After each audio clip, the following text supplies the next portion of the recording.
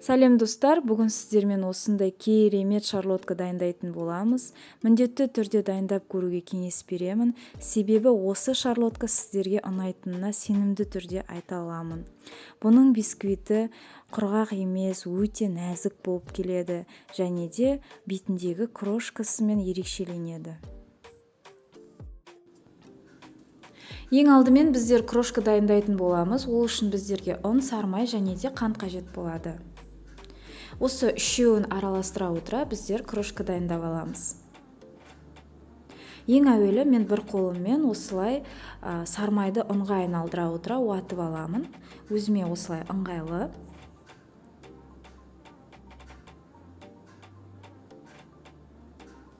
Және де екі алақанымның көмегімен, орысша айтқанда воздушно, қатты езбей, ұнға майды араластыра отыра осылай әдемі крошка дайындап аламыз. Мінекей осындай крошка дайындап алдым. Енді осыны бір шетке қоя тұрамыз.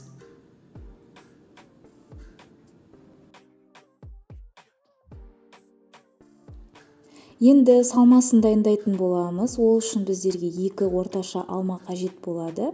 Және де осы алманы жақсылап жуып, міндетті түрде қабығын ашып аламыз. Және де осындай ортасын, яғни сердцевинасын алып тастаймыз. Және де орташа кубикте турап аламыз.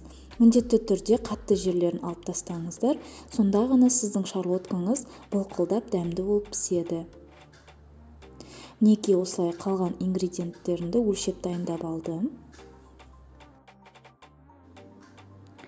Құрғақ ыдысымызға 4 жұмыртқамызды құйып аламыз. Және де миксермен жай жылдамдықтан бастап қантымызды себелеп отырып, әппақ болғанша соғып аламыз. Осы жұмыртқа ағарып бастаған кезде қантымызды себелеп отырып, жылдамдықты көбейте бастаймыз. Жақсылап әппақ болғанша соғып аласыздар, сонда ғана сіздің бисквитіңіз көтеріліп, әдемі болып піседі.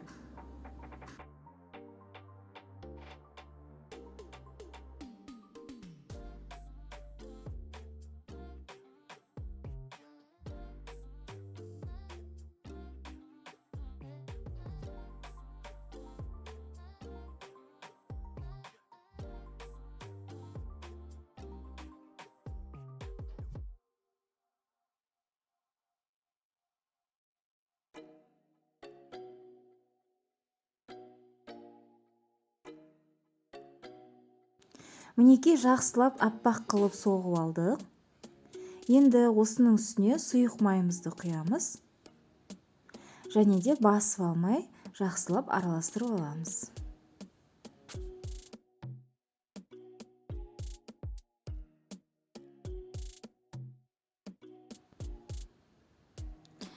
Бөлек ыдысқа біз ұнымызды дайындап аламыз. Және де осының үстіне қопсытқышты саламыз. Жақсылап араластырып аламыз. Дайындаған массамыздың үстіне ұнымызбен қопсытқышты саламыз. Және де осыны басып алмай, жақсылап араластырып аламыз. Астынан үстіне қарай осылайынша видеодағыдай араластырамыз.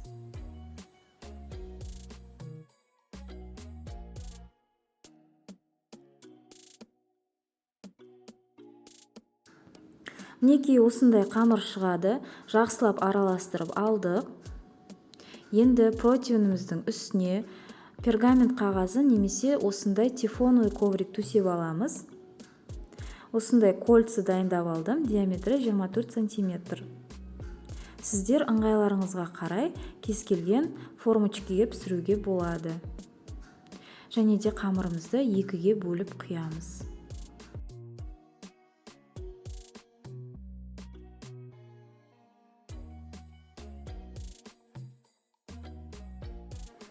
Енді осыны тегістеп жағып шығамыз. Ең әуелі мен кольцаның жандарына қарай тегізіп жағып шығамын. Сонда ғана менің кольцам қозғалмайтын болады. Содан кейін ортасын тегістеп шығамын. Дайындаған алмамызды жартысын ғана осылай барлық жеріне жеткізіп салып шығамын. Және де қалған қамырымды түгелдей құйып жіберемін. Сәл ғана бетін тегістеп шығамыз.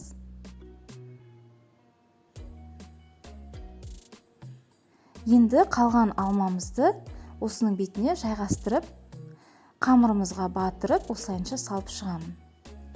Сәл ғана бетін тегістейміз. Және де осы басында дайындаған крошкамызды құрғақ қолымызбен барлық жеріне жеткізіп, сеуіп шығатын боламыз.